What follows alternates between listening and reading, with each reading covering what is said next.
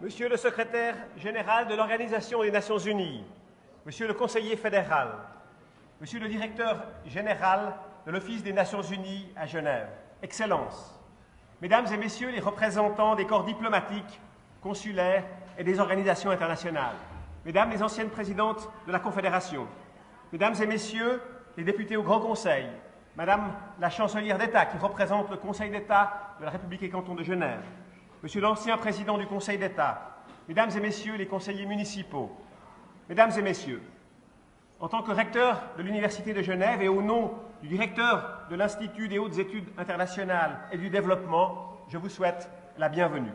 C'est un immense honneur pour la place académique genevoise que de vous accueillir ici, aujourd'hui, 10 ans jour pour jour, après l'adhésion de la Suisse à l'ONU. Je tiens à remercier la Fondation pour Genève et son président, M. Yvan Pictet, ainsi que le club diplomatique et son président, l'ambassadeur Lucius Mazécha, d'avoir rendu cet événement possible. Vous êtes, mesdames et messieurs, dans une université, et le symbole est fort. Les universités sont des lieux de formation, des lieux de réflexion, des lieux de débat. Elles doivent garantir, par le principe de la liberté académique, l'émergence d'idées novatrices. Des idées qui peuvent aider à mieux comprendre notre monde, des idées qui peuvent aussi aider les politiques et les différents acteurs de la gouvernance au niveau international à aborder plus efficacement les enjeux globaux auxquels notre monde doit faire face. Les universités forment les générations futures, des jeunes qui ont des attentes. Ils veulent un monde meilleur et ils savent qu'ils devront œuvrer pour y vivre. Ils savent aussi que cette tâche passe par les collaborations les plus étroites possibles entre les multiples acteurs dans ce monde globalisé. Et la collaboration entre les milieux académiques et l'ONU est l'une de ces collaborations. Je suis particulièrement heureux de souligner que l'Institut des hautes études internationales et du développement et l'Université de Genève travaillent conjointement dans des domaines qui concernent les thématiques propres aux Nations Unies. Je fais en particulier référence aux droits de l'homme à travers l'Académie de droit international humanitaire et des droits humains, l'ADH, et à l'action humanitaire à travers le Centre d'enseignement et de recherche en action humanitaire, le CERA. Et cette fin d'après-midi que nous passons ensemble est, elle aussi, un exceptionnel symbole des collaborations qui peuvent et qui doivent se tisser entre les différents acteurs de la société. Mais vous êtes ici pour entendre nos deux prestigieux orateurs. Je ne serai donc pas plus long. Je céderai la parole tout d'abord au conseiller fédéral M. Didier Burkhalter, puis au secrétaire général de l'ONU, M. Ban Ki-moon. À l'issue des deux discours, nous aurons une brève séance de questions-réponses animée par M. Darius Rochebin. Je passe donc la parole à M. le conseiller fédéral Didier Burkhalter.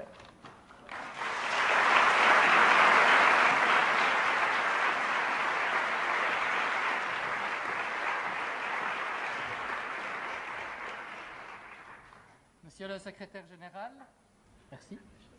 Madame Ban, Mesdames et Messieurs les représentants des autorités, permettez-moi d'ajouter aussi de manière un peu plus simple, chère Ruth et chère Micheline, j'imagine que beaucoup d'entre vous comprendront. Mesdames et Messieurs, chers amis du monde, j'aimerais vous remercier tout d'abord d'être visiblement très nombreux à avoir suivi cette invitation et à parler avec nous de l'ONU et de la Suisse et du monde. Merci de votre présence, merci aussi de tous les jeunes qui sont là. Nous sommes tous jeunes, mais visiblement, il y a beaucoup de jeunesse au fond de la salle. Je vous en remercie, je suis très heureux de votre présence. Il y a 10 ans, heure pour heure peut-on dire, le soir du 10 septembre 2002, le sommet du ciel new-yorkais brillait un petit peu différemment que d'habitude. Il brillait de rouge et de blanc.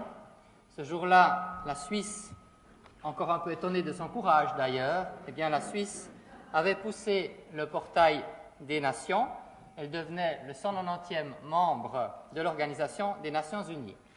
Merci, Monsieur le Secrétaire général, d'avoir accepté l'invitation du Conseil fédéral et du Parlement suisse à nous rejoindre pour marquer ensemble ces 10 années de travail commun, ces 10 années de partage au fond, ces 10 années d'espoir aussi. Et Dieu sait que l'espoir est important dans ce monde, d'espoir pour un monde meilleur.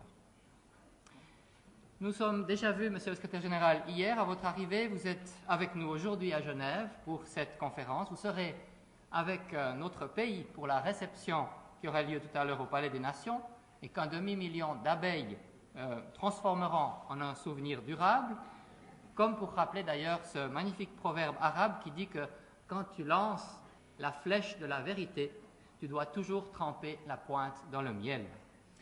Et vous serez aussi présent, Monsieur le Secrétaire général, à Berne, où vous vous exprimerez demain devant le Parlement fédéral, ce qui est exceptionnel. Bon, ce n'est pas exceptionnel pour un conseiller fédéral de s'exprimer devant le Parlement, mais pour quelqu'un qui vient de loin et pour quelqu'un comme vous, c'est un moment qui sera historique et nous en sommes vraiment très reconnaissants. Votre présence, au fond, en Suisse, c'est une marque d'estime, c'est une marque d'amitié, deux caractéristiques qui sont fortes et qui sont celles de la relation qui s'est tissée entre la Suisse et l'ONU, deux moteurs au fond de l'action commune. Merci donc d'être là, tout simplement, Monsieur Ban Ki-moon, Monsieur le Secrétaire général. J'aimerais vraiment vous demander de l'applaudir encore une fois.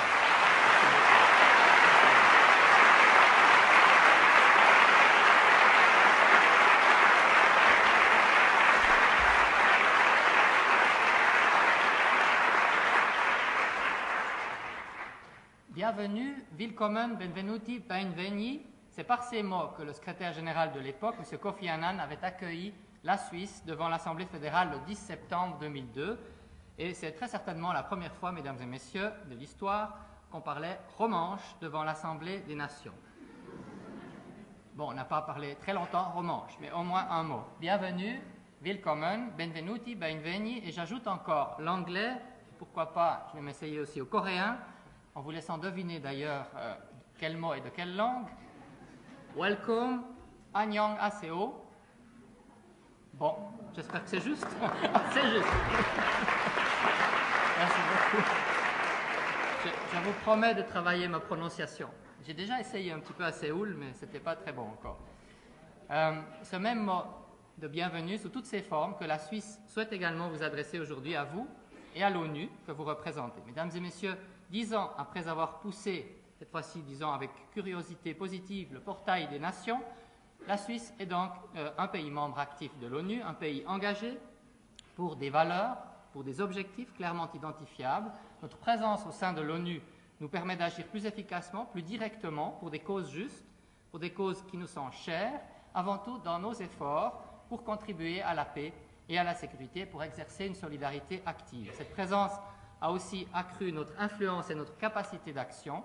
C'est donc tout à la fois notre solidarité et notre responsabilité et aussi notre souveraineté qui sont renforcées. La Suisse a poussé le portail des nations et l'action qu'elle déploie à l'intérieur du palais de l'East River comme à l'intérieur du palais des nations ici à Genève lui permet de mieux défendre ses valeurs.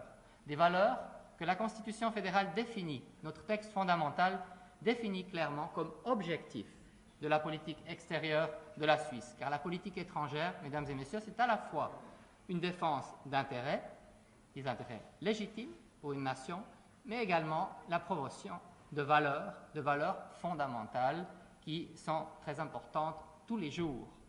Ces valeurs, ces intérêts, nous allons en parler. Commençons par les valeurs. Comme les doigts d'une main, précisément, ces valeurs sont au nombre de 5. D'abord, les droits de l'homme, un concept vaste et essentiel qu'on peut finalement résumer à ces deux grands principes que sont la liberté et l'égalité. La notion de fraternité aussi d'ailleurs s'y ajoute à travers notamment toute l'action humanitaire. Cet axe est presque dans les gènes de la Suisse, dans les gènes de Genève, capitale humanitaire, siège du mouvement de la Croix-Rouge et du Croissant-Rouge, mais aussi siège du Conseil et également du Haut Commissariat aux droits de l'homme, Genève, capitale des droits de l'homme. La deuxième valeur est la promotion de la démocratie. Et là, il n'est pas besoin de développer longuement et grandement, la Suisse ayant notamment fait la preuve par l'acte, puisqu'elle est le seul pays, jusqu'ici en tout cas, au monde, à avoir adhéré à l'ONU à la suite d'une votation populaire, ou plutôt, plus exactement, à la suite de 2 votations populaires, parce que comme vous le savez, les Suisses, ils réfléchissent toujours beaucoup, et il leur faut très souvent 2 fois pour dire oui. La première fois, c'est non, et la deuxième fois, c'est oui. Et là, ça s'est bien passé. J'en viens à la troisième valeur suisse, l'inestimable valeur de la paix qui a son avenue ici à Genève, mais qui n'est jamais un chemin facile à gravir. La paix, au fond, c'est une colombe sauvage qui ne se donne jamais, qui doit se gagner chaque jour et qui mérite de constants efforts. Ces efforts, la Suisse cherche à les offrir. Elle est naturellement prête même à les donner lorsqu'elle peut et lorsque les protagonistes le veulent au travers d'actions de médiation ou par ses bons offices. C'est ce qui explique notamment son rôle particulier en Iran, son rôle particulier dans le Caucase, ou encore ses efforts de médiation, de soutien à la médiation de la CEDEAO au Mali, des efforts, mesdames et messieurs, qui se font en terrain miné. On peut dire c'est des dialogues efforts, comme on peut parler de kilomètres efforts. Parfois, ils sont critiqués, mais ils sont utiles à la paix, donc ils sont nécessaires. Cette paix qui permet de vivre en se tenant droit, qui est donc aussi la colonne vertébrale de la Charte des Nations Unies. La lutte contre la pauvreté est une autre valeur, la quatrième, que la Constitution fédérale demande à la diplomatie suisse, mais je dirais en général à la Suisse et aux Suisses, de promouvoir. La lutte contre la pauvreté qui passe notamment par des efforts en matière de coopération et de développement. Et demain matin, juste avant votre venue, Monsieur le Secrétaire général, nous débattrons au Parlement du crédit de plus de 11 milliards de francs suisses que le Conseil fédéral demande pour les années 2013 à 2016. Une dépense d'1 franc par habitant et par jour dans ce pays pendant toute la période, donc 2013 à 2016, 1 franc par jour et par habitant. Ce pays qui permettra ainsi de lutter contre la faim, la soif, la misère ou la maladie dans ce monde, des valeurs et un combat qui sont également au cœur des préoccupations des Nations Unies et de ses institutions spécialisées. La lutte contre la pauvreté qui passe aussi par le développement des échanges, par le développement du commerce que la Suisse veut promouvoir et développer, notamment ici à Genève. C'est l'une des priorités de la Genève internationale, car Genève sait, par son histoire, qu'il est le meilleur moyen, ce commerce et ces échanges, de sortir un pays de la pauvreté. Enfin, la Constitution suisse promeut la protection de l'environnement et des ressources. La Suisse agit au fond à domicile, elle agit également en contribuant dans le monde, et Genève joue là aussi un rôle essentiel, elle qui regroupe de nombreuses organisations et associations actives dans les questions de climat et d'environnement. Genève, dont nous espérons que malgré un processus favorable, beaucoup plus favorable aux alliances régionales qu'à l'analyse objective des candidatures, Genève, dont nous espérons qu'elle contribuera à renforcer les synergies dans la lutte pour le climat en accueillant dès l'an prochain le Fonds vert pour le climat. Mesdames et messieurs, l'adéquation est forte entre les valeurs et les actions de l'ONU et celles de la Suisse. Elle est même si évidente qu'on en vient à se demander pourquoi la Suisse n'y est présente que depuis 10 ans. Dans tous les cas, ces 10 ans ont été un progrès. 10 ans durant lesquels de nombreux serviteurs de la Suisse, de nombreux serviteurs de ses valeurs, ont passé tous les jours, cette fois-ci systématiquement, le portail des nations pour se battre de l'intérieur pour un monde meilleur dans tous ces domaines et dans d'autres. Un grand travail a été fait, un travail utile, un travail nécessaire et un travail, ma foi, insuffisant, mesdames et messieurs. Insuffisant, car si, sur certains points, on peut dire que le monde est meilleur qu'il y a 10 ans, dans de nombreuses régions, il est aussi devenu plus instable, voire plus injuste, voire même plus cruel. Notre travail, le vôtre, Monsieur le Secrétaire général, Mesdames et Messieurs les représentants de la communauté internationale, et vous, chers compatriotes, et vous aussi, Mesdames et Messieurs de la nouvelle génération, eh bien, vous devez savoir que ce travail a été important et juste, mais qu'il n'a pas suffi. Et ce sont à nouveau les abeilles qui nous le rappellent, cette fois-ci au travers d'un proverbe québécois, l'abeille qui reste au nid, eh bien, elle n'amasse pas de miel. Nous devons travailler encore plus, nous devons nous engager encore plus pour nos valeurs sur le terrain. Nous en sommes responsables, l'état du monde nous oblige. Sur une planète qui rétrécit au rythme effréné des avancées scientifiques et technologiques, sur une planète dont l'avenir dépend aussi d'ailleurs des mêmes progrès scientifiques et technologiques auxquels la Suisse contribue d'ailleurs largement, l'interdépendance des problèmes, des défis est devenue une évidence. L'instabilité ailleurs due à une guerre, à une crise économique, politique, religieuse, à une catastrophe naturelle ou à un accident humain, tout cela représente des périls pour nos concitoyens. C'est la mise en danger d'investissement, c'est une difficulté pour le commerce, pour les exportations, c'est une mise en danger de l'accès aux ressources, ce sont des migrations accrues, ce sont aussi des instabilités qui s'installent et qui surtout, mesdames et messieurs, qui surtout peuvent rendre la vie plus dure et plus injuste aux enfants d'aujourd'hui, aux générations futures. Plus que jamais, les problèmes des autres sont aussi les nôtres. En nous engageant pour la paix et contre la pauvreté, pour l'environnement, pour la démocratie et pour les droits de l'homme, eh bien, nous favorisons la stabilité qui manque terriblement dans ce monde. Une stabilité qui en elle-même est une condition pour la sécurité de notre pays aussi, pour sa prospérité, pour son accès aux ressources, tant pour son indépendance réelle et vécue. Nous défendons donc à la fois nos valeurs et nos intérêts, ce que justement prescrit la Constitution fédérale, notre texte fondamental, et là je parle des intérêts, qui sont la sécurité, l'indépendance et la prospérité. Des valeurs et des intérêts qui en viennent presque au fond à se fondre et à se confondre, dépasser le chacun pour soi. Quand je pense à toi, je pense à moi, dit la chanson. Plus que jamais, solidarité rime, mesdames et messieurs, avec responsabilité. La devise de la politique étrangère de la Suisse en ce début du XXIe siècle devient naturellement neutralité, responsabilité et solidarité. Neutralité, solidarité et responsabilité parce que la Suisse le veut, parce qu'il ne pourrait pas en être autrement et parce que le monde nous oblige. Et où mieux que dans la Maison des Nations Réunies pourrions-nous y travailler encore plus, y répondre, comment travailler encore mieux à ces défis? Eh bien, le Conseil fédéral a souhaité que la commémoration des 10 ans de l'adhésion de l'ONU ne soit pas seulement une occasion de contempler le passé, plus ou moins béatement. Cela ne suffit pas et nous n'en avons, à vrai dire, pas le temps devant l'urgence du monde. Nous avons souhaité que l'on ne s'arrête pas sur l'image, mais qu'on la projette. Que ces moments soient avant tout un nouvel élan, un tremplin pour réfléchir aux moyens d'agir encore plus et encore mieux dès demain et pour demain.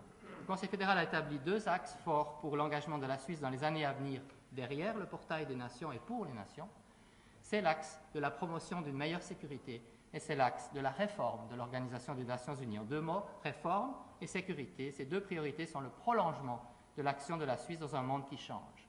Depuis la création de l'ONU, après la Deuxième Guerre mondiale, le changement le plus fondamental du système international est peut-être celui des normes qui le régissent. Les États restent souverains, mais cette souveraineté s'est chargée au fil des ans d'une notion positive pour l'individu. En souscrivant à la Charte des Nations Unies et à d'autres instruments juridiques internationaux, les États s'engagent à respecter les principes fondamentaux, des principes fondamentaux tels que le renoncement à l'utilisation de la force dans les relations internationales ou le respect des droits de l'homme. La souveraineté de l'État est comme la liberté des individus. La souveraineté de l'État a des limites qui sont celles de la souveraineté des autres États et celles des libertés et des droits fondamentaux de leur population. Cette évolution, c'est le remplacement de la force par le droit, c'est l'extension de la notion d'État de droit au champ international. L'État de droit, un des principes fondamentaux qui font la Suisse, que la Suisse veut promouvoir, au fond, mesdames et messieurs, c'est l'émergence d'un monde de droit. Mais la naissance de droits et d'obligations ne suffit pas toujours. Il faut encore la volonté de les respecter, de les faire respecter, de les appliquer. La volonté politique au sens premier du terme, de les vivre, tout simplement. La situation insoutenable en Syrie le démontre sous nos yeux. Les obligations internationales, celles du droit international humanitaire en particulier, mais aussi celles des droits les plus fondamentaux de la personne humaine, sont violées gravement au quotidien. Et pourtant, la communauté internationale est paralysée, enferrée, et l'ONU avec elle, tiraillée entre la nécessité de réagir et des intérêts géopolitiques, régionaux et plus globaux aussi, il faut bien le dire, qui font parfois triompher le cynisme. La Suisse, elle, agit sur un triple plan. D'abord sur le plan politique, la promotion, malgré tous les obstacles, d'une solution politique au conflit et donc la poursuite des efforts diplomatiques, bref, la préparation de ce qui est si important, l'après. La seule chose qui est sûre d'ailleurs en Syrie, c'est que ce qui viendra après, ce ne sera pas un retour au statu quo ante. Il faut donc préparer cet après pour que cet après se passe bien mieux que ce que l'on doit malheureusement vivre actuellement. Deuxièmement, l'action humanitaire pour laquelle la Suisse a augmenté de plus de 50% son engagement en 2 mois. Et nous appelons tous les acteurs internationaux à augmenter leurs efforts pour soutenir les populations touchées par cette crise. Les femmes, les enfants, les familles qui fuient les combats, et aussi les familles et les populations courageuses et généreuses qui les accueillent dans les pays voisins. C'est mal connu dans notre pays, mais il y a des familles, au nord du Liban en particulier, qui accueillent systématiquement les réfugiés venant de la région de guerre. Et nous souhaitons aider directement ces familles d'accueil à la frontière nord. Enfin, troisièmement, nous agissons en luttant contre l'impunité. La Suisse regroupe autour d'elle des États, autour d'une initiative plus exactement, qui demande au Conseil de sécurité de déférer le cas syrien devant la Cour pénale internationale. Les crimes de guerre et les crimes contre l'humanité doivent cesser, ne doivent pas rester impunis.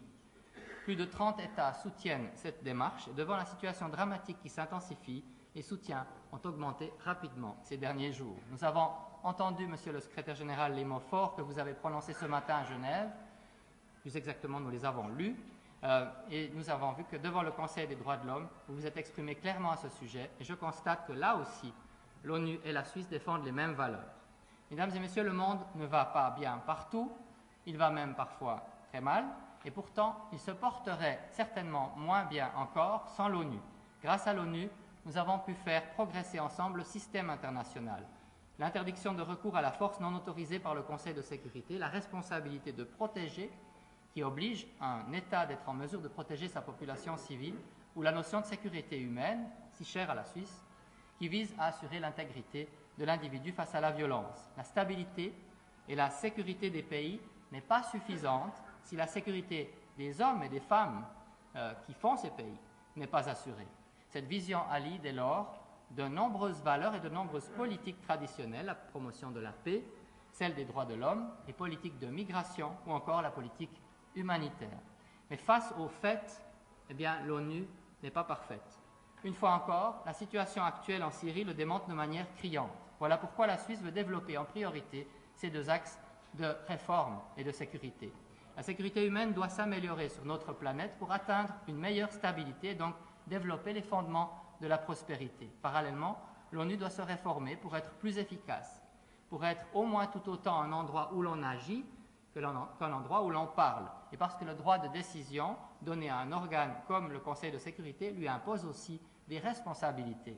Voilà pourquoi la Suisse se bat. Voilà pourquoi la Suisse se bat pour que le Conseil de sécurité consulte plus, agisse dans une plus grande transparence, ou que les membres permanents s'obligent eux-mêmes à ne pas user du droit de veto dans le cas de crimes de guerre, de crimes contre l'humanité ou de génocide. L'ONU doit aussi être plus efficace pour mieux protéger, être capable d'engager plus de ressources et d'énergie dans la prévention des conflits grâce à des outils comme la médiation ou les missions politiques spéciales.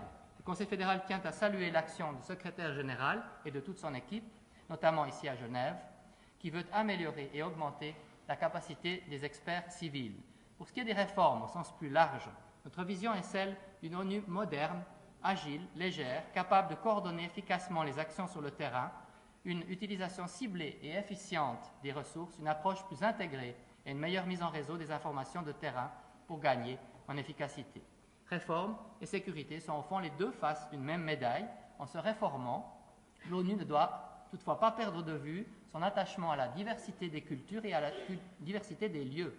Dans plusieurs domaines essentiels, le commerce, l'environnement, les droits de l'homme, la sécurité humaine, la santé également, eh bien, de nombreuses organisations internationales et associations ont leur siège à Genève.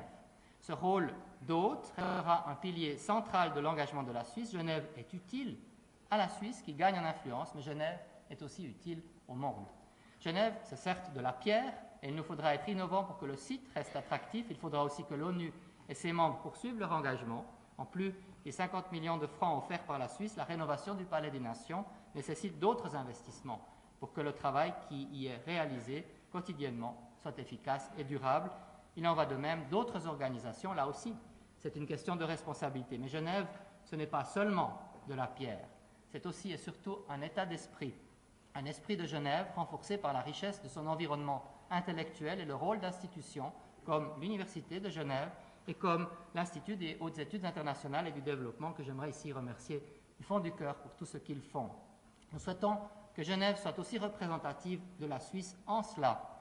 La Suisse est une des nations scientifiquement les plus avancées, les plus innovantes du monde. Ses atouts, ceux de la recherche, ceux de la formation, eh bien, ces atouts peuvent aussi être ceux de Genève pour le monde, un lieu où l'on conçoit les réformes nécessaires et les évolutions du monde de demain. Mesdames et messieurs, la Suisse peut être fière et peut être heureuse d'avoir poussé très démocratiquement le portail des nations il y a 10 ans. Et l'ONU peut être fière de ce qu'elle est, de ce qu'elle a réalisé pour notre monde et pour le genre humain, mais comme je l'ai dit tout à l'heure, on ne saurait s'en satisfaire loin de là. Nous ne pouvons qu'être impatients face à toutes les imperfections, toutes les lenteurs, toutes les inefficiences du système, face à tous ces regards d'enfants qui nous interrogent du fond de leur âme que le monde, notre monde, a rendu triste. Nous devons nous mettre au travail inlassablement, travailler mieux, plus fort, dès demain, pour que le système des Nations Unies s'améliore, pour qu'il contribue davantage, chaque jour, à la stabilité de notre monde, à la sécurité des hommes et des femmes, et peut-être surtout de ces enfants dont je viens de parler. La Suisse veut y travailler comme État hôte, comme État membre, comme État de droit. Elle veut y contribuer aussi comme membre du Conseil de sécurité dans 10 ans, pas tout de suite, dans 10 ans. Plus exactement, dans 11 ans, en 2023-2024, période pour laquelle le Conseil fédéral a décidé de faire acte de candidature en accord avec les commissions de politique extérieure du Parlement. Parce que cela renforce, mesdames et messieurs, la souveraineté de la Suisse, parce que cela correspond à notre notion de solidarité et de responsabilité, tout en étant compatible avec notre neutralité. L'occasion d'utiliser au service du monde nos forces si helvétiques, notre tradition démocratique chevillée au corps, le respect des minorités vécues au quotidien au travers d'un fédéralisme que l'on nous envie de par le monde, notre attitude impartiale par nature, notre attachement au dialogue par coutume, notre tradition des bons offices et des médiations par passion, notre engagement de longue date pour le développement et la coopération pour vaincre la pauvreté. Mesdames et messieurs, la Suisse a poussé avec espoir, au fond, le portail des nations voici 10 ans.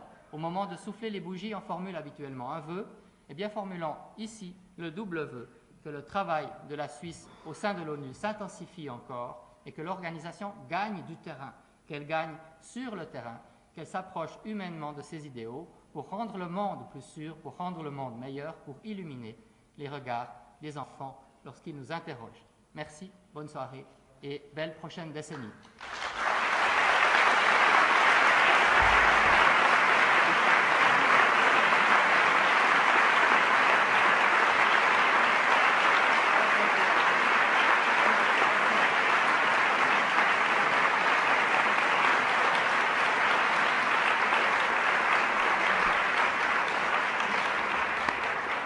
Monsieur le conseiller fédéral, j'aimerais vous remercier au nom de l'université, de l'Institut et de toute l'Assemblée. Vous avez parlé de l'esprit de Genève, vous avez certainement fait vivre cet esprit dans cet auditoire, ou mieux d'ailleurs, le faire vivre. Et je sais que votre action, j'ai confiance que l'action du Conseil fédéral, de la Confédération, continueront à faire vivre cet esprit de Genève. En tout cas, pour notre part, les institutions académiques de Genève, à leur mesure, si on pourra. Je passe maintenant la parole au secrétaire général de l'Organisation des Nations Unies, M. Ban Ki-moon.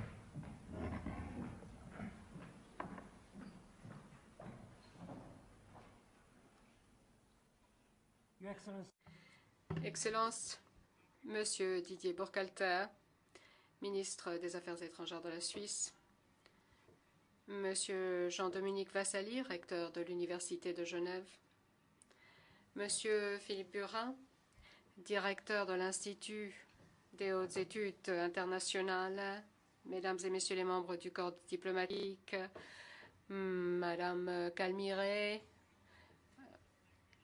je suis heureux de vous retrouver, Mesdames et Messieurs les dirigeants des organisations internationales basées à Genève, membres de la faculté, étudiants, Mesdames et Messieurs, bonjour.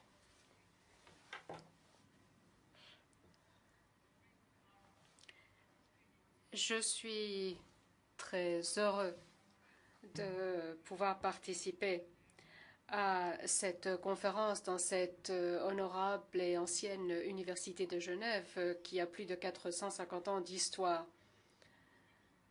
Partager un moment dans l'histoire de cette grande université est pour moi un honneur et une source d'inspiration. J'espère que nous serons tous inspirés cet après-midi et à l'avenir. Cette université et ses professeurs, ses étudiants ont beaucoup contribué à l'effort de paix et au rôle de la Suisse dans celui-ci. Je suis ravie également de l'occasion qui m'est donnée de participer à la commémoration du 10e anniversaire de l'adhésion de la Suisse aux Nations Unies. Je ne peux imaginer de meilleure occasion de venir célébrer ici un tel souvenir avec la population suisse. Et je vous remercie donc de m'avoir aimablement invité à partager ce moment avec vous. Et je vous remercie de votre accueil chaleureux.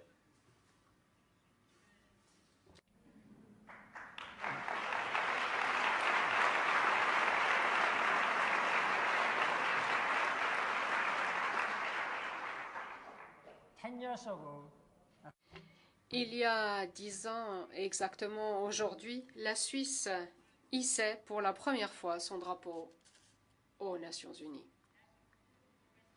En tant que diplomate coréen, j'étais toujours assis à côté de la délégation suisse, puisque nous étions des observateurs. La Corée est entrée aux Nations Unies 10 ans avant la Suisse, et je travaillais ensuite comme chef de cabinet du président de l'Assemblée générale. Quelques jours avant votre entrée, j'ai dû quitter ce poste. J'avais terminé mon mandat et je n'ai donc pas pu être présent à cette cérémonie si importante. Le président de l'époque, M. Caspar Villiger, m'a-t-on dit, avait parlé avec beaucoup d'émotion du moment et de sa signification. Il a dit « Les drapeaux étaient à l'origine les étendards utilisés dans les batailles. Mais, ajoutait-il, les campagnes militaires ont maintenant été remplacées par un forum pacifique, l'Organisation des Nations Unies. » Et il a affirmé que la Suisse participerait activement à ce forum. La Suisse a tenu sa promesse. Bien entendu, son engagement auprès de cette organisation avait précédé de loin son adhésion formelle. Vous aviez peut-être qualité d'observateur, mais vous n'êtes certainement pas resté en marge. Genève, autrefois siège de la Société des Nations, est devenue aujourd'hui indispensable pour nos opérations en Europe. La Suisse a donné au monde des conventions de Genève sur lesquelles s'appuie aujourd'hui encore notre action humanitaire. En moins de 10 ans, il y a moins de 10 ans, M. Joseph Daes a joué un rôle très important, montré un grand leadership à la présidence de l'Assemblée générale. Et ça a été pour moi un grand honneur, un grand plaisir de pouvoir travailler avec lui lorsque j'étais secrétaire général et lui président de l'Assemblée générale. Mais au-delà de ces importantes contributions, il y a un élément moins tangible mais tout aussi important. C'est ce que l'on pourrait appeler la manière suisse. Vous êtes ouvert, divers, multilingue. Votre société est fondée sur le consensus, le dialogue et la coexistence pacifique.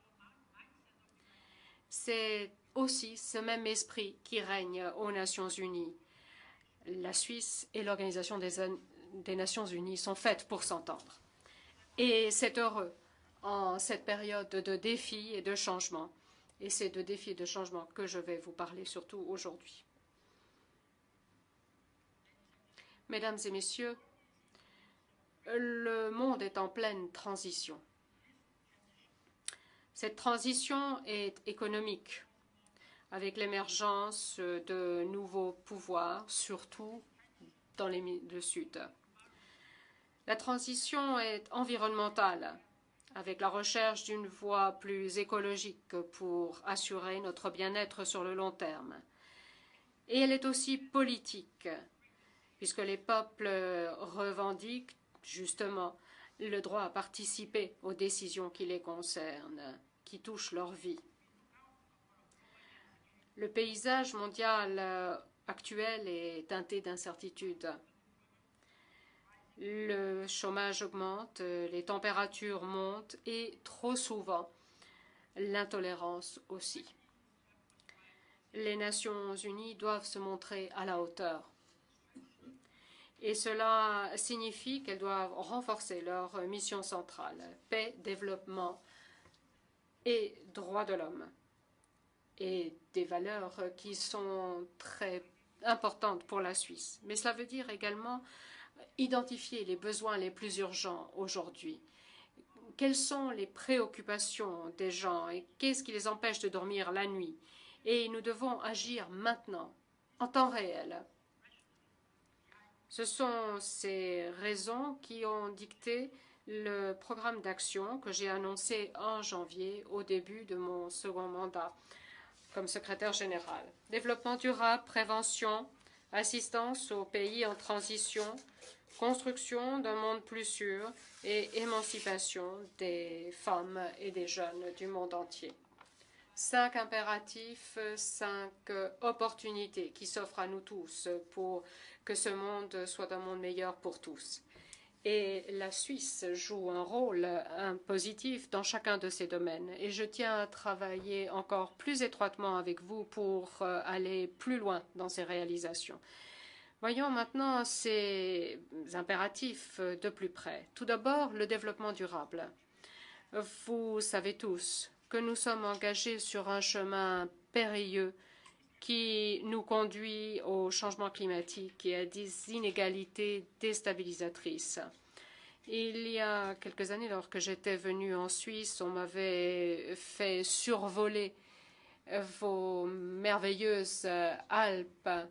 Elles sont magnifiques, elles sont majestueuses, mais j'ai été très préoccupée, alarmée même par le recul des glaciers, car il y a là un signe évident de la gravité des problèmes qui s'annoncent. Nous sommes arrivés à un tournant, un moment essentiel. Selon nos réactions, nous pourrons aller droit à la catastrophe ou nous pourrons ensemble avancer vers la prospérité. Nous devons changer de chemin pendant qu'il en est encore temps. Mais ne succombons pas au pessimisme, car le mouvement va dans le sens du changement, c'est indéniable. Nous avons pu le constater en juin à Rio de Janeiro. Par la mobilisation de la société civile et la mobilisation des partenariats entre de nombreuses sociétés privées et philanthropes qui, ensemble, ont décidé de travailler à faire un monde meilleur. Et nous voyons que le monde s'est véritablement engagé en faveur d'objectifs durables pour le développement et pour définir un programme de développement au-delà de 2015. Mais soyons clairs, au-delà de 2015, nous ne devrons pas relâcher nos efforts en vue des objectifs du millénaire pour le développement. Il reste encore tant à faire pour éradiquer la pauvreté extrême et la faim, pour donner un travail décent à tous et pour transmettre à nos enfants et à nos petits-enfants une planète en meilleur état. Et c'est la raison pour laquelle je suis particulièrement heureux de l'engagement de la Suisse et de son gouvernement en vue de dans la lutte contre la pauvreté et la faim et pour le développement. Je félicite la Suisse pour son engagement en faveur du développement à une époque où les pays réduisent leur assistance. La Suisse répond présente. Elle augmente son aide, elle investit dans les peuples et elle guide par l'exemple. Un panel de personnes éminentes a été constitué qui vont apporter une vision technique et tactique pour le programme au-delà de 2015. Nous allons devoir définir nos objectifs en matière de développement durable, des objectifs qui viendront prendre la relève des objectifs du millénaire pour le développement. Mesdames et messieurs, aujourd'hui, la solidarité a un nouveau front. La solidarité et la responsabilité doivent faire partie de nos objectifs. Les pays doivent apporter assistance aux pays en transition. Nous avons été témoins de changements, de transitions importants dans des pays où les gens revendiquaient, exigeaient leurs droits légitimes. Et nous devons les entendre. Je le répète sans cesse aux dirigeants, et vous devez entendre et répondre aux aspirations légitimes de vos peuples avant qu'il ne soit trop tard. C'est là encore une opportunité que j'ai mise en exergue dans mon plan d'action. Mesdames et messieurs, songez aux évolutions encourageantes dont nous avons été témoins ces derniers mois. Aung San Suu Kyi, libre, a pu venir à Genève remercier la communauté internationale de son soutien. Un président démocratiquement élu en Égypte, pour la première fois en 5000 ans en Égypte, dit-on. J'ai rencontré le président Morsi, le premier président démocratiquement élu d'Égypte. Nous avons assisté à la consolidation des réformes en Tunisie et en Libye. Ce sont des événements encourageants, même s'il y a encore des éléments d'instabilité. Mais ensemble, nous pouvons leur prêter main forte. Ces efforts qui sont nés de l'intérieur ont besoin du soutien international. Et c'est la raison pour laquelle mon programme d'action est axé sur l'aide aux pays en transition. La Suisse a été un des chefs de file de cette assistance. En Tunisie, vous avez privilégié le développement de la société civile. Les défis sont énormes. Il consiste à renforcer les institutions, soutenir les processus électoraux, relancer l'économie et autonomiser les femmes et protéger les minorités. Et pour cela, nous avons besoin de la participation constante de la Suisse. Nous avons besoin également de votre aide dans la diplomatie et pour la réponse humanitaire en Syrie. La situation là-bas s'est considérablement dégradée. Des violations effroyables des droits de l'homme ont pris place. Et le gouvernement a bombardé des zones civiles. Les relations confessionnelles sont extrêmement tendues et menacent la cohésion d'une société très diversifiée. J'en appelle à tous pour convaincre les parties au conflit que la solution militaire n'est pas la bonne et que le conflit doit cesser, la violence doit cesser immédiatement. Ceux qui fournissent des armes à l'une ou l'autre des parties ne font que nourrir le chaos et la souffrance du peuple syrien. La seule issue passe par une transition politique crédible qui réponde aux aspirations légitimes du peuple syrien. Et c'est ce qu'a fait l'émissaire spécial adjoint Kofi Annan. Et c'est ce que se prépare à faire également le représentant spécial adjoint, M. Brahimi, qui s'apprête à se rendre à Damas. Ailleurs, la situation des Palestiniens et l'impasse dans le processus de paix avec Israël reste extrêmement préoccupante. La résolution du conflit et la fin de l'occupation doivent arriver sans plus tarder. Les Nations unies continueront de ne ménager aucun effort pour relancer des véritables négociations en vue d'une solution à 2 États qui permettront aux Israéliens et aux Palestiniens de vivre côte à côte dans la paix et la sécurité. Je suis fermement convaincu que c'est là l'intérêt des 2 parties. Nous continuerons également d'apporter notre soutien aux efforts de l'autorité palestinienne et à son président, M. Abbas, pour le renforcement des institutions palestiniennes et pour encourager la réconciliation entre Palestiniens. Tous les partis doivent éviter les provocations et rejeter la violence afin de faire baisser la tension. Et le contexte régional fait qu'il est plus urgent que jamais de débloquer la situation. Mon plan d'action est la prévention. La prévention renvoie à toutes sortes de choses. La prévention des conflits, bien sûr, par la médiation, l'arbitrage, l'alerte précoce et l'intervention rapide pour éviter que les tensions s'empirent.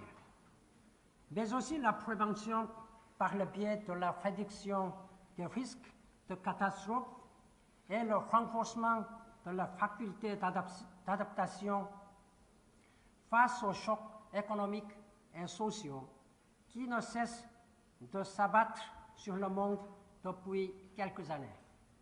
Et toutes ces activités ont pour point de départ la Suisse. Tout comme le programme pour le désarmement, qui joue un rôle crucial dans la construction d'un monde plus sûr, le quatrième pilier de mon programme d'action. Nous avons obtenu de bons résultats, comme l'accord remarquable interdisant complètement les armes à sous-munitions, la déclaration de Genève sur la violence armée et le développement, et les résultats prometteurs de la conférence d'examen du programme d'action des Nations Unies sur les armes légères la semaine dernière. Je remercie la Suisse pour avoir été à la pointe de ces entreprises. Votre pays a contribué de manière significative à rendre le désarmement pertinent pour les personnes vivant dans le dénuement et la peur. En revanche, je ne peux que déplorer une fois encore l'impasse dans laquelle demeure plongée la conférence du désarmement. Toutes les initiatives récentes en matière de désarmement ont été prises hors du cadre de la conférence. En outre, les négociations consacrées au traité sur le commerce des armes qui ont pris fin en juillet ont donné des résultats décevants. Et pendant ce temps, les dépenses consacrées aux armes de mort ne cessent d'augmenter alors que tant d'autres secteurs manquent cruellement d'argent. Mobilisons-nous pour donner un nouvel élan à la campagne pour le désarmement, mais aussi pour retrouver l'essence des priorités et donner la première place aux populations. Excellencies, ladies and gentlemen. Excellences, Mesdames et Messieurs, mon cinquième impératif est celui de l'autonomisation des femmes et des jeunes, la plus grande génération que le monde ait jamais connue. Les taux de chômage parmi les jeunes atteignent des niveaux records, 2, 3, parfois même 6 fois plus que les taux de chômage des adultes. Dans de nombreuses régions du monde, l'écart entre les compétences des jeunes et les emplois qui s'offrent à eux est énorme. Mais les jeunes ne demandent pas que des emplois, ils veulent davantage, ils veulent une place à la table, une voix pour déterminer et décider l'avenir. Mesdames et Messieurs, voilà un programme vaste et ambitieux.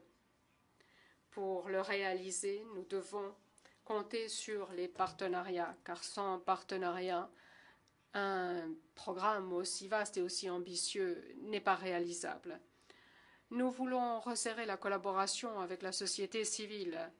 Nous voulons continuer de construire sur les fondations que nous avons jetées avec le secteur privé, y compris par le Pacte mondial, notre initiative pour la citoyenneté et la durabilité.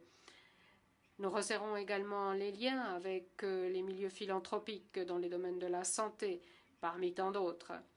Juste avant de venir ici aujourd'hui, nous avons ouvert ensemble une exposition au musée de la Société des Nations près du bureau des Nations Unies à Genève. Je remercie les donateurs qui ont participé à constituer cet élément important de notre patrimoine mondial commun. Genève compte de nombreuses institutions d'enseignement et de recherche connues dans le monde entier. Et elle a aussi sa place, son rôle à jouer parmi tous ces acteurs. Je vous invite à adhérer à notre initiative des Nations Unies pour l'impact académique. L'Université de Genève en est déjà membre et j'invite l'Institut des hautes études à y adhérer également. Le progrès a besoin d'une organisation des Nations Unies qui soit efficace. Et pour cela, nous continuons de la moderniser, de la rendre plus transparente, plus souple, pour lui permettre de répondre aux attentes de la communauté mondiale et pour pouvoir apporter l'assistance dont tant de peuples ont besoin. La Suisse a également contribué à ces réformes et nous la remercions de son engagement et de son soutien dans ces réformes. À l'ère de l'interdépendance, à l'époque de l'incertitude et de l'inquiétude, il est essentiel que les gouvernements et les peuples comprennent que sur bien des questions, l'intérêt mondial et l'intérêt national ne font qu'un. Il faut que chaque pays donne le meilleur de lui-même et recherche avec les autres des solutions. Il y a 10 ans, c'est dans cet esprit que la Suisse est entrée dans la grande tente mondiale qu'est l'Organisation des Nations Unies. Et aujourd'hui, je peux vous dire que cette tente est un endroit bien meilleur grâce à la présence de la Suisse. Et c'est grâce à cette présence aussi que nous avons une meilleure chance de réaliser les progrès que nous espérons et dont nous avons un besoin urgent.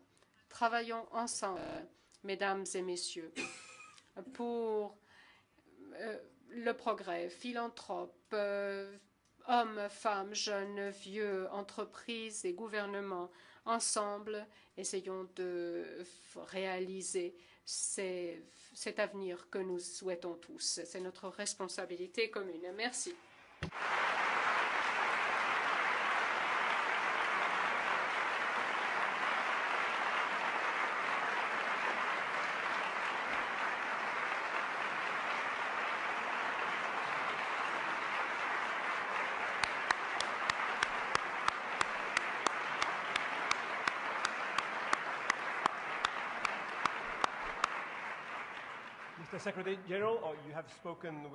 Monsieur le secrétaire général, vous vous êtes exprimé avec tant de facilité, tant en français qu'en anglais, que je ne sais pas dans quelle langue je dois m'adresser à vous. Et je tiens à vous remercier. Vous avez bien insisté sur l'importance des partenariats. Et c'est là effectivement un élément très important pour trouver des solutions aux problèmes du monde. Mais ce que je peux vous dire, c'est que le secteur académique et notre université certainement entend participer comme partenaire et participer pleinement. Vous pouvez compter sur nous pour vos initiatives. Merci encore. Je donne maintenant la parole à Monsieur Darius Rochepin. Nos deux conférenciers et qui va se prêter à une séance de questions-réponses. Monsieur Rochepin.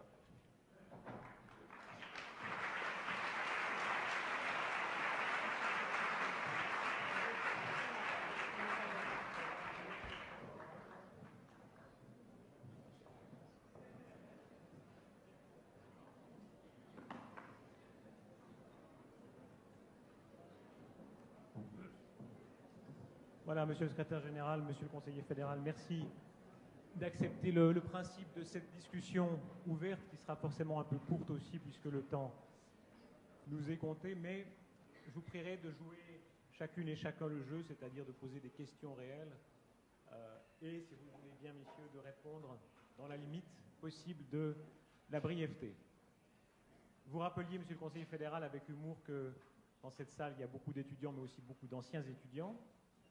Ce qui nous rappelle qu'il y a 10 ans, je crois que c'était en mars 2002, beaucoup d'entre nous avaient voté oui, mais je crois que c'est 45% quand même qui avaient voté non à peu près, donc une partie d'entre nous.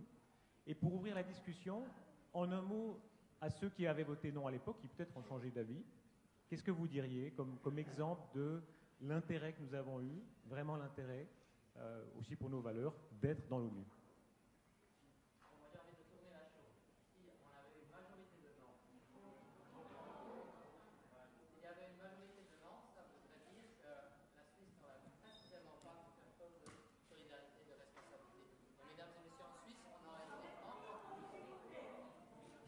Alors, vous avez le micro-cravate qui devrait marcher. Alors, madame, s'il vous plaît, merci. Voilà, merci. Voilà. Quand on dit non, il faut changer de micro. Si on avait dit non, on aurait eu une situation. Alors, Ah ouais. Voilà.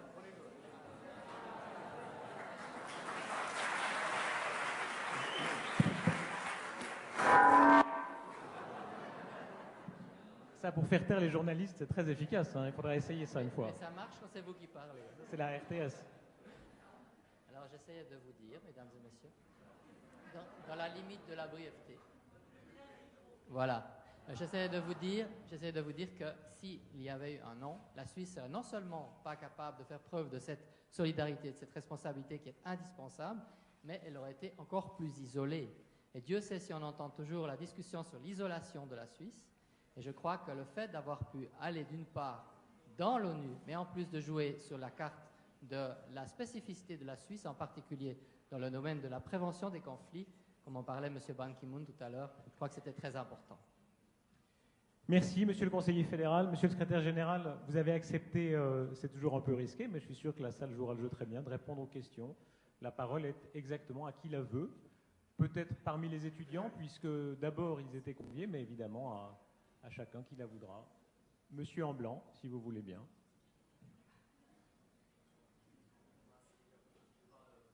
On va vous donner un micro, j'imagine.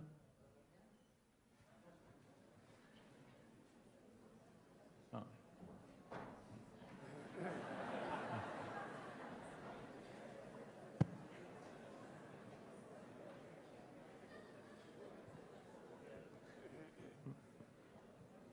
Merci beaucoup. Monsieur le secrétaire général et monsieur le conseiller fédéral, je vais faire très court. Je peux rester assis ou non? On vous entend très bien, monsieur. Parfait. Alors je vais m'asseoir. Posez votre question surtout. Merci. Parfait. Je suis Shadi Aman, fondateur du collectif Jasmin, suisse d'origine syrienne. Et vous imaginez bien, ma question va concerner évidemment la situation en Syrie. Je dois dire d'abord, monsieur le conseiller fédéral, que j'ai beaucoup apprécié votre intervention. Je l'ai trouvée fine, je l'ai trouvée digne, je l'ai trouvée juste. Et j'étais particulièrement touché par ce que vous avez dit sur la Syrie aujourd'hui. Et je vous remercie beaucoup. Pardon pour l'émotion. Mon camarade ici, qui arrive de Homs et qui était médecin donc en Syrie jusqu'à il y a quelques temps, m'a dit si seulement la Suisse pouvait nous annexer une dizaine d'années, nous donner quelques leçons de fédéralisme, de démocratie et d'initiative populaire, on n'en serait plus là et on pourrait vraiment régler un certain nombre de choses. Je vous laisse donc réfléchir et transmettre en haut lieu. Maintenant, ma question sur la Syrie, elle est la suivante. Ce drapeau, qui est le drapeau de la révolution, qui est le drapeau de la Syrie, ce drapeau, tôt ou tard, on le sait tous, il finira par flotter sur la belle place des Nations à Genève et on finira par le voir haut et fier et libre de flotter dans ce pays. 30 000 morts déjà en Syrie, c'est absolument catastrophique, c'est un bain de sang. Ma première question s'adresse donc à M. Ban Ki-moon, si vous me permettez.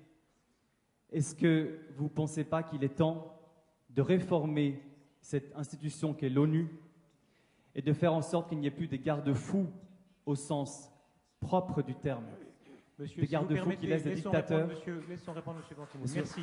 Des garde-fous qui laissent donc des dictateurs permettre qu'une population se fasse massacrer comme ça en toute impunité. Monsieur, ma deuxième question, et j'aurai terminé.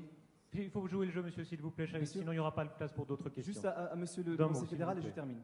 Ma question donc à monsieur le conseiller fédéral, c'est est-ce que vous pensez qu'il n'y a pas aussi une possibilité, c'est une question importante, de voir la Suisse être plus interactive avec la société civile aujourd'hui et de travailler de manière plus resserrée pour qu'on puisse ensemble, les Suisses qui vivons ici, aider et travailler avec vous pour qu'on puisse ensemble arriver à trouver des solutions humanitaires, comme vous avez évoqué tout à l'heure, par exemple. Monsieur, merci. Je vous remercie. Alors, monsieur le secrétaire général, s'il vous plaît.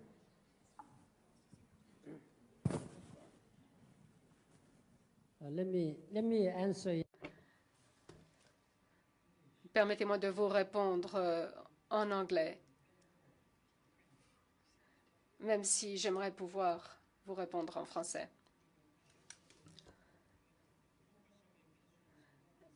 Je ne sais pas trop si votre question portait vraiment sur la guerre en Syrie ou sur la réforme des Nations Unies pour que celle-ci puisse réagir dans une situation comme celle de la Syrie. Je crois que les deux sont liés. Le peuple syrien, après une vingtaine de mois de cette situation, tous les membres de la communauté internationale sont frustrés devant cette situation et s'irritent de ne rien pouvoir faire avec plus de 2,5 millions de personnes touchées, plus de 250 000 réfugiés, plus de 20 000 victimes. La situation est parfaitement inacceptable. Au nom de l'humanité, cette situation doit prendre fin. Les droits de l'homme, la dignité, la stabilité, la paix doivent revenir en Syrie. Et c'est ce que nous, les Nations Unies, s'évertuent à faire. Mais malheureusement, les membres des Nations Unies ne sont pas unis face à cette situation. On parle beaucoup, on se réunit beaucoup, mais l'unité est absente. Et c'est très triste. Comme secrétaire général, j'ai à maintes reprises, par téléphone, essayé de convaincre le président, M. Assad. J'ai d'abord nommé un émissaire spécial adjoint, maintenant représentant spécial adjoint, pour essayer de trouver une solution diplomatique. Et je demeure convaincue que la seule solution est une solution pacifique par le dialogue. Et pour cela, il faut que les deux parties interrompent les combats, cessent de s'entretuer. Et quiconque leur apporte fournit des armes doit cesser de le faire. C'est ce sur quoi j'insiste sans cesse. Le dialogue politique doit commencer immédiatement, car il n'y a pas d'autre solution si nous voulons une transition politique. Je suis sûre que le représentant spécial, M. Brahimi, va concentrer ses efforts en ce sens. J'ai parlé de ce problème avec tous les leaders du monde entier. Maintenant, pour ce qui est du type de réforme qui permettrait de résoudre cette situation, je peux vous dire que beaucoup de choses ont été faites, notamment sous le leadership de Joseph Tice lorsqu'il a été président de l'Assemblée générale. On a beaucoup parlé de la réforme du Conseil de sécurité pour en faire un organe plus démocratique, plus transparent et plus représentatif. Et il doit pour cela être réformé et c'est quelque chose, c'est une tâche à laquelle nous sommes attelés depuis longtemps. Nous tirons les enseignements des événements, de tous nos échecs. Et en juillet, je suis allée en Bosnie-Herzégovine, à Srebrenica. Vous vous souvenez, c'était il y a une vingtaine d'années. 8000 personnes ont été massacrées. On parlait de nettoyage ethnique. Et à l'époque, j'ai dit alors que je ne voudrais pas qu'un de mes successeurs à la tête des Nations Unies soit obligé de répéter les excuses que les Nations Unies avaient présentées alors, que nous soyons obligés de présenter des excuses au peuple syrien pour tout ce que nous n'aurons pas fait, n'aurons pas pu faire pour leur venir en aide. Donc nous devons sortir de la crise. La question La question de monsieur regroupait de toute manière, j'imagine, plusieurs questions qui devaient se poser sur la Syrie, dont celle sur l'action de la Suisse, monsieur le conseiller fédéral. Vous avez demandé en fait, vous souhaitez qu'on fasse plus parce que vous avez l'impression qu'on n'atteint pas les personnes qui souffrent. C'est exactement le sentiment qu'on a tous les jours. Donc, la question que l'on se pose tout le temps maintenant, c'est comment pouvoir atteindre les personnes qui souffrent du point de vue de l'humanitaire. Et il y a deux façons en fait. C'est d'intensifier l'aide par les canaux traditionnels, ce que nous avons fait, mais c'est aussi de se poser la question d'autres canaux qui peuvent passer par des réseaux de solidarité. Et nous avons commencé à le faire, nous essayons de construire une aide aussi efficace que possible et aussi juste que possible dans ce cadre-là, et nous sommes prêts à faire ce que nous pouvons pour augmenter le nombre de personnes qui peuvent recevoir de l'aide. Et sur le plan du travail en commun avec la société civile pour l'aspect politique, nous avons tenté avec d'autres de préparer l'après de manière à ce que les valeurs qui nous sont chères soient tout de suite là quand on arrivera au moment où il y aura l'après. Malheureusement, on ne peut pas dire quand, et malheureusement, pour le moment, ça dure vraiment beaucoup plus longtemps que ce qu'on avait cru au début. Et cela, ça implique la troisième dimension, c'est la dimension politique. Peut-être je ne vais pas commencer là-dessus maintenant, parce que le secrétaire général en a parlé, mais sans une solution politique inclusive plus rapidement possible, eh bien, on aura beaucoup de peine à véritablement préparer cet après et le mettre en place. Monsieur le conseiller fédéral, merci. Autre question, encore une fois, je vous en prie, non, s'il vous plaît, que ce soit vraiment une question précise et pas seulement une intervention. Monsieur là-bas, on va passer la parole, monsieur, s'il vous plaît. Monsieur là-bas, qui lève la main avec la... Oui, s'il vous plaît.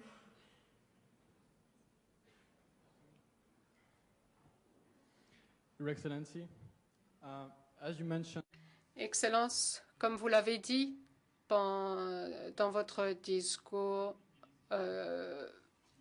pensez-vous que vous avez parlé des objectifs du millénaire pour le développement? Pensez-vous qu'ils soient atteignables d'ici 2015? Et le cas échéant, pensez-vous que certains de ces objectifs nécessitent une attention particulière, un effort particulier à ce moment?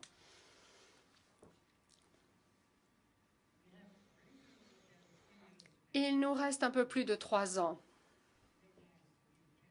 avant de voir si nous avons atteint nos objectifs. Je crois que ce sera possible d'ici la fin de 2015.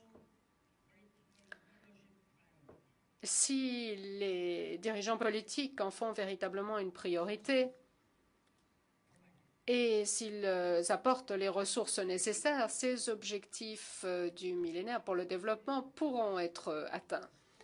Mais dans la réalité, les résultats jusqu'ici sont très inégaux selon les pays. Certains objectifs ont déjà été atteints. Par exemple, réduire de moitié la pauvreté la plus abjecte et réduire le nombre de personnes qui n'ont pas accès à l'eau potable, apporter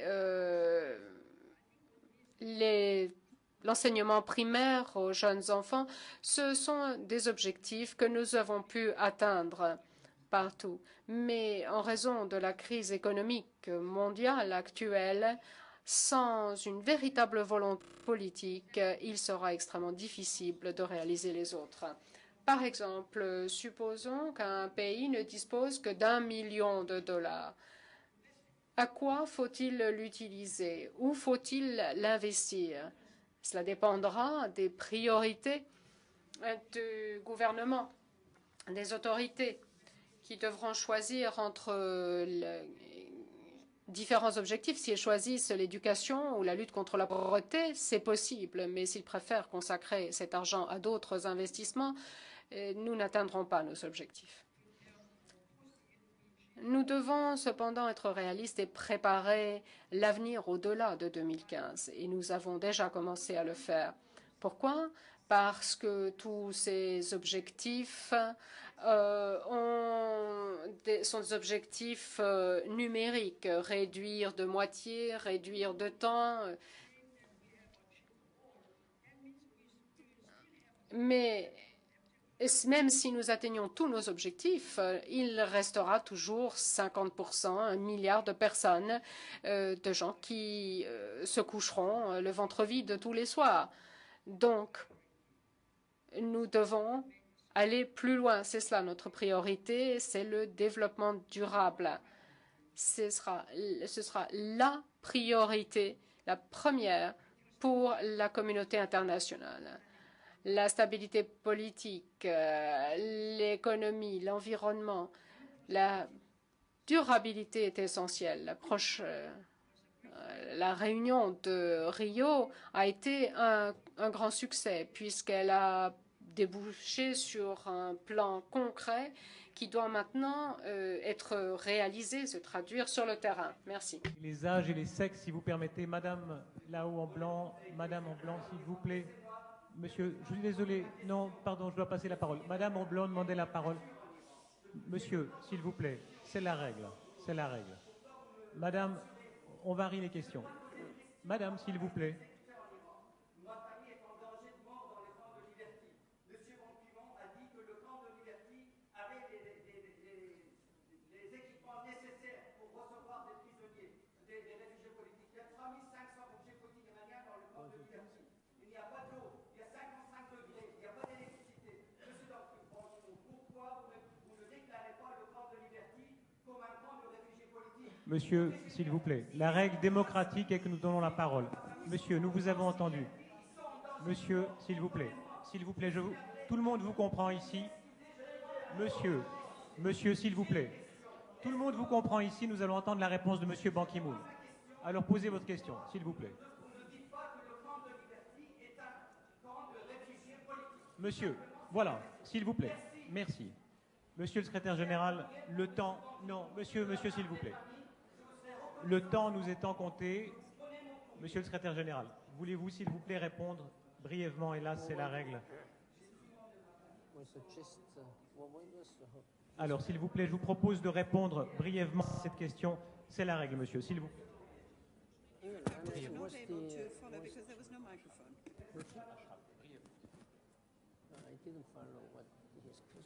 Sur Ashraf.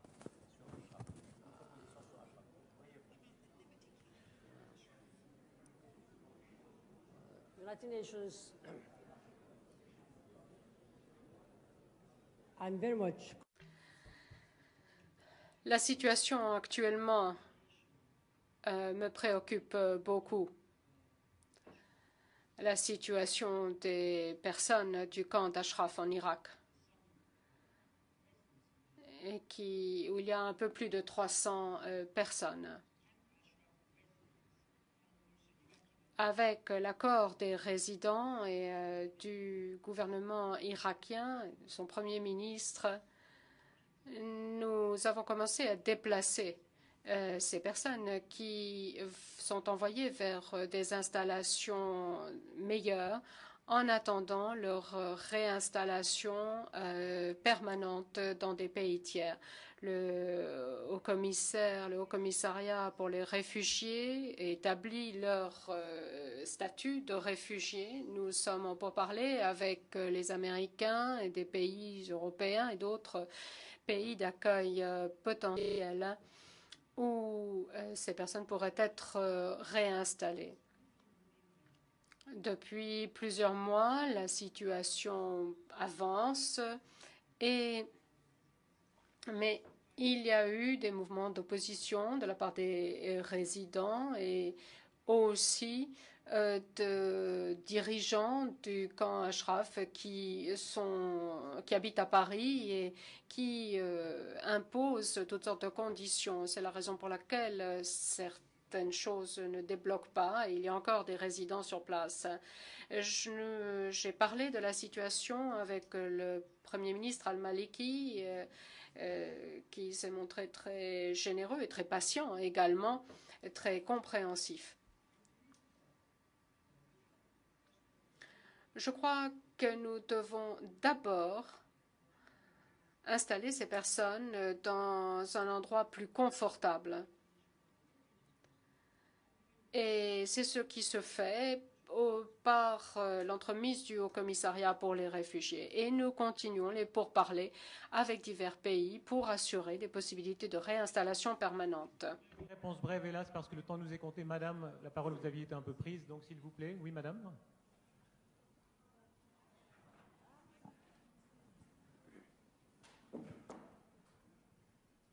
Merci. Donc, je suis étudiante ici à Genève en relations internationales et donc très concernée par ce qui se passe à l'ONU. Et ma question s'adresse à son Excellence Ban Ki-moon.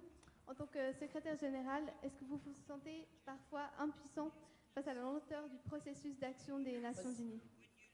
Merci.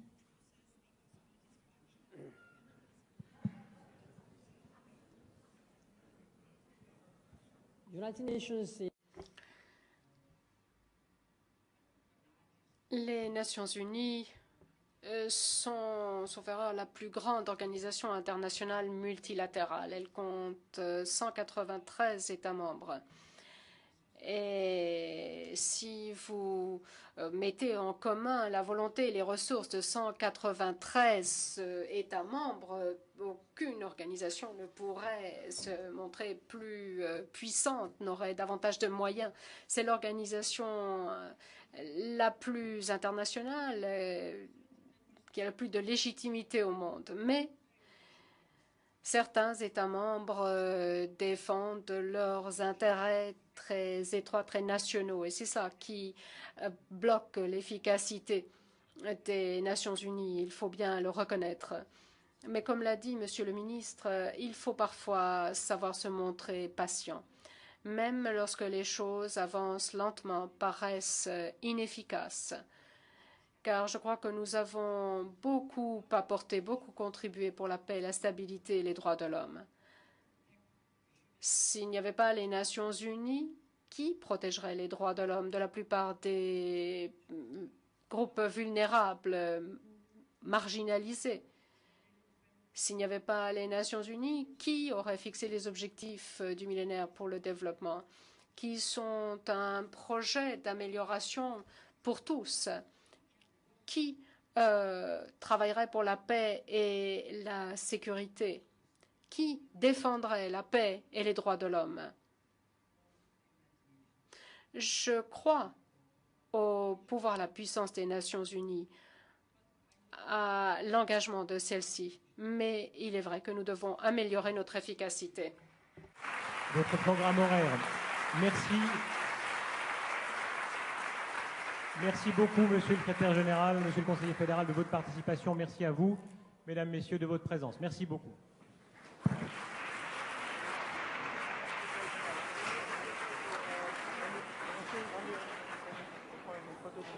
Voilà, voilà. Et ensuite, on va monter. Please.